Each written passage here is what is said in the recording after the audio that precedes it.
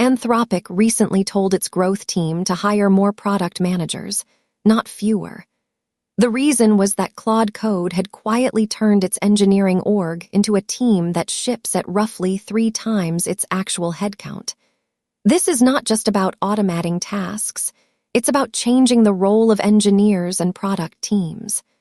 The bottleneck is no longer engineering capacity, but product thinking and strategy. The way engineers work is changing fast. Just a few years ago, they dive deep into technology, write code, and ask for help when stuck.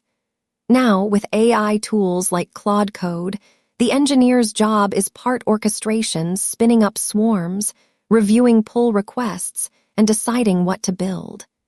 The traditional division between engineers and product managers is blurring. For example, LinkedIn replaced its associate product manager track with a product builder program that trains generalists across product, design, and engineering. Anthropic is hiring more product managers, not fewer. This shift requires companies to rethink their hiring strategies and employee development programs. They need to find people who can make the most of this AI power, not just engineers who can code. The bottleneck in software is no longer typing, it's deciding what to type. Engineers who treat that as someone else's problem are about to plateau. The industry is living through a structural shift, and companies that don't adapt will be left behind.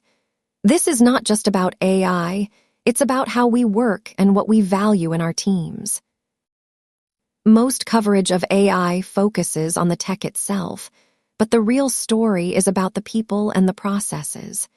It's about how we're changing the way we work and what that means for our teams and our companies. The one thing most coverage gets wrong is that AI is just a tool, not a replacement for human judgment and strategy. So, what does this mean for you? If you're an engineer, you need to think about how you can work with AI tools to amplify your impact. If you're a product manager, you need to think about how you can work with engineers to make the most of this AI power.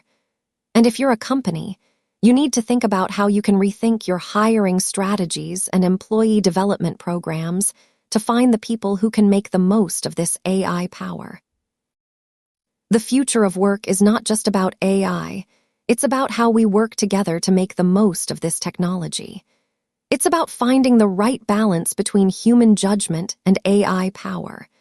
And it's about creating teams that can thrive in a world where the bottleneck is no longer engineering capacity, but product thinking and strategy. That's what changed, and that's what you should care about.